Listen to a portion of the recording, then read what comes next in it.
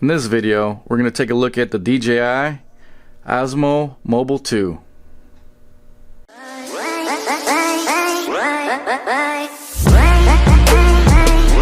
What's up, people? I got a DJI OSMO Mobile 2 here that I'm going to do a review for you guys. Just going to do a basic review, nothing too in-depth. This is actually the second gimbal I've owned. The first gimbal I owned was Hohem. I actually picked that one up off of Amazon. It was like around $100 and that was for a GoPro. I actually purchased it for my Hero 4 Silver. And I got it, played with it for about 3 days, and I realized I just didn't really like it. There's a little bit of jitteriness in the gimbal itself that you could see once you reviewed the video. So I sent that one back. That was like $100. I sent that one back. I went to my local Best Buy, was looking around, checked out YouTube, did some research, and I came across this OSMO Mobile 2. So I went ahead and picked it up, got it at my Best Buy for $139, and brought it home, and I've been using it for about the last week. So what we're going to do is, I'm going to open up the box, show you what's inside, everything it comes with, and we'll go over some of the features, and I'll give you some test footage. Alright guys, before I open up the box, I just want to let you know I do have a couple other DJI products. Here's my DJI Spark that I've used for the past year and a half, and I also had Phantom that actually sold to a buddy of mine that he currently still uses. So I haven't had any problem with the DJI products other than operator issue with me crashing a couple of drones. But other than that, it seems like it's a good product that they put out, and their apps seem to work well. So I was pretty confident when I picked this up that I shouldn't have any problems, and I'm kind of used to using their products. So what we'll do is we'll go ahead, open up the box here. There's their user manual. Put that off to the side. And then here is the actual case. Alright guys, so here's the actual case that the gimbal comes in. It's pretty similar to all the cases that DJI has. Here's my case for my Spark. They're the typical foam case. They provide good protection for your device, so no complaints there. We'll open this up, and there's the gimbal itself. Inside you have your charging cord, and then here's the gimbal.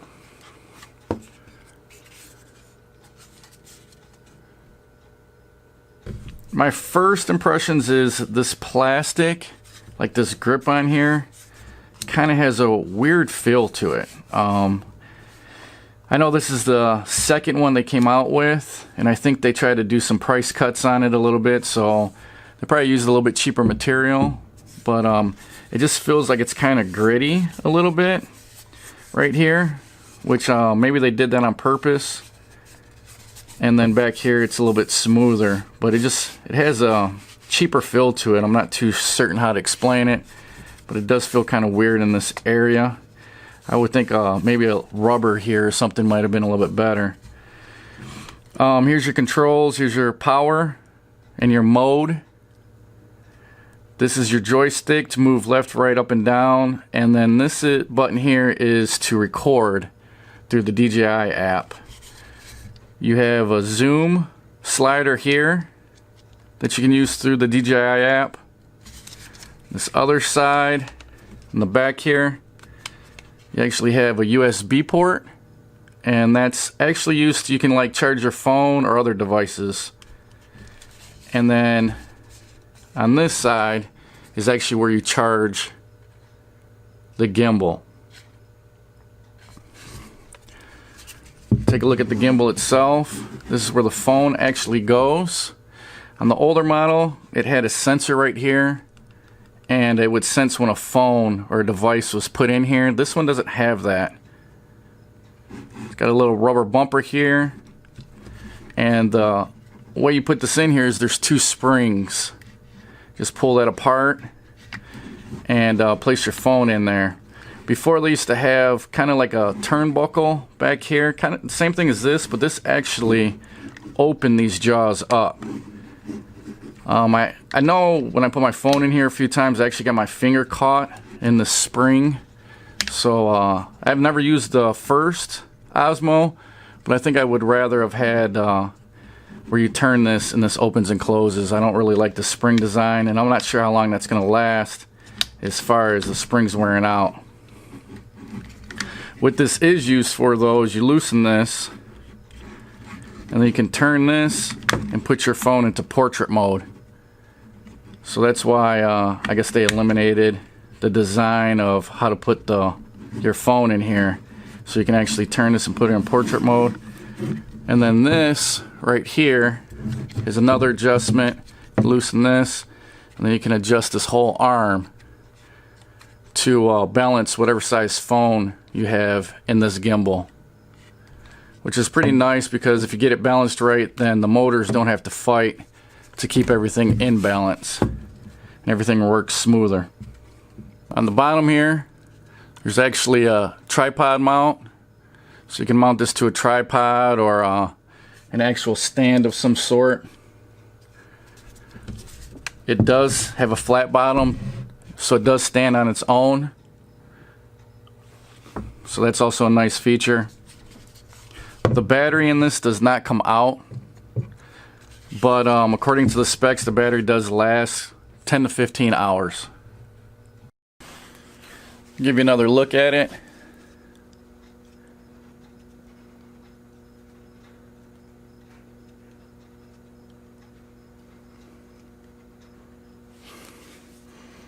What we'll do is we'll put my phone in there, and then we'll turn this on, and I'll show you how to set up your phone and everything to get it balanced right. And I'll go into the DJI app and we'll see how that works. Alright guys, so I got my phone here. You're going to want to place your phone in here first before you turn anything on. And how you do that is just pull these springs apart here, and then your phone will slide right in. I got a Galaxy 7 Edge, and with the case it seems to fit in there fine. I don't know if anything bigger like a Note or anything is going to have a problem to fit in there with the case. Show you the design there. The DJI has kind of has like grooves in there for your phone to fit in, but obviously with the case it doesn't work too well. So what I learned is when you put this in here, make sure it's up and down so that it's kind of horizontal, because I had it in there the first time and I actually had it kind of crooked, so it kind of threw things off. So make sure it's just flat up against this bumper here and you shouldn't have any problems. Next thing you want to do is you want to make sure it's not doing that this is balanced. And that's what this knob back here is for. So you're going to loosen that. You're going to pull that out. Mine is usually maxed all the way out. And then it should balance.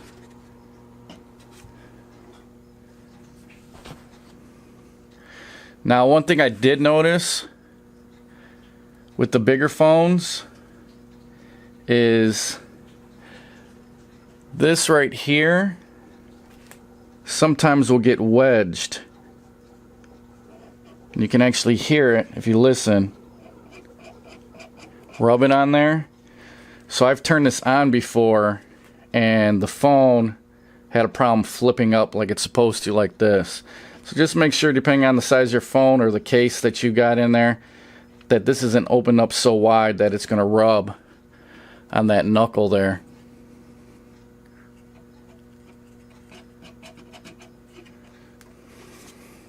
So after putting it in, just kind of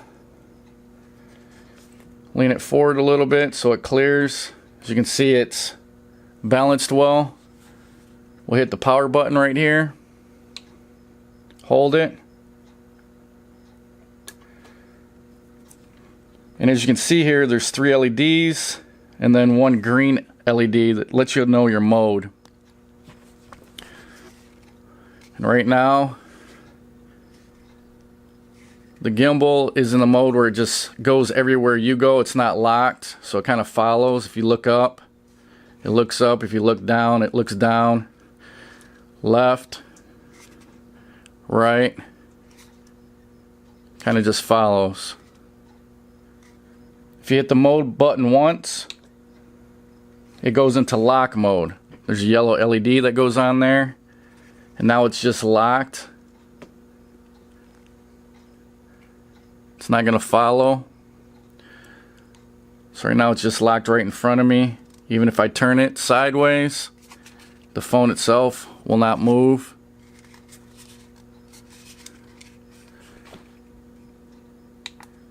Hit it again and it's out of lock mode. So now it's going to look down, look up. It's like in a follow me mode.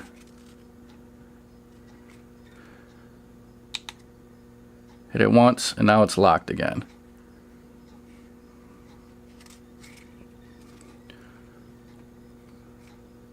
If you double tap this mode button, it recenters it.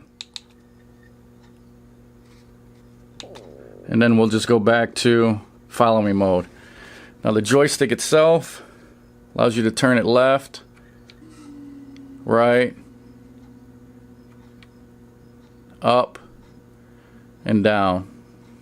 So you can manually change the direction of the gimbal. Like it says when you're in the DJI app, this record button, you can hit this and it'll automatically start recording, and you can automatically zoom with this side button here.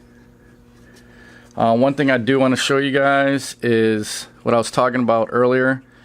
When you actually go down,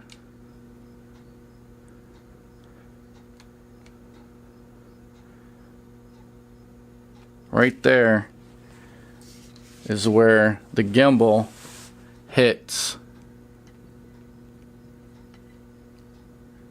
I don't know if you guys can hear that, but it's bumping that knuckle there.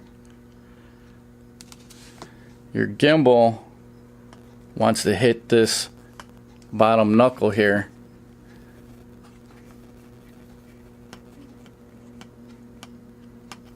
And I was running into some problems with that with this bigger phone when I was going for a lower angle.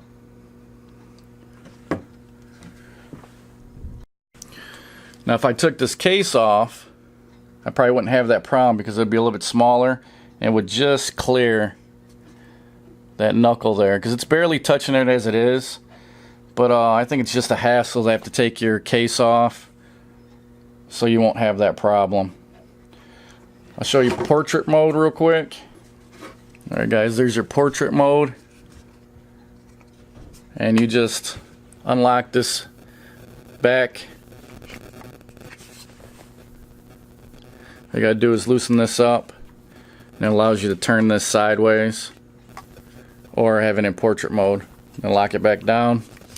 And when you're doing this, make sure that your gimbal's always off so that you're not putting extra wear and tear on the motor. So every time you take your phone out, put your phone in, just make sure that your gimbal's off. Alright guys, so we're back in landscape mode here, and I'm going to turn this off so I can show you the DJI app they have loaded up here. It's kind of similar to their, well actually is part of their drone app. So you go ahead, look for your device, which is right there. I'm going to go ahead and turn this on. I'm going to connect it. There's my device there, if you guys can see that. Go ahead and tap it. And now it's connected.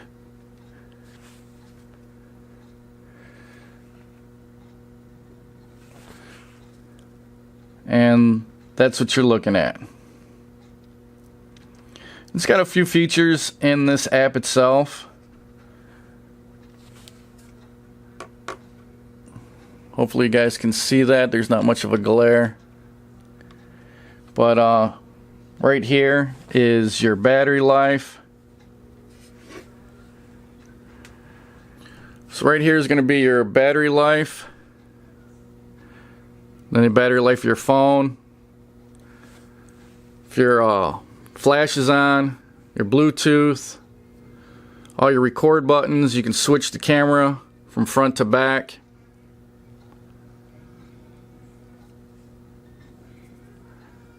Which is nice. Settings down here, and then actually has an active track,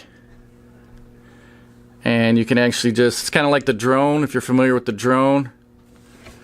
You can actually just put something in there and it's going to track, which is a pretty nice feature. So if you're doing something where you're following somebody, you can just track them in this mode. Exit out of there.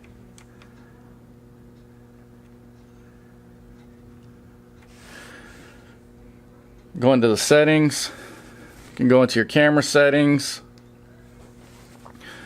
The zoom sensitivity. Now, one thing I didn't like about this is it seemed like the zoom was kind of choppy.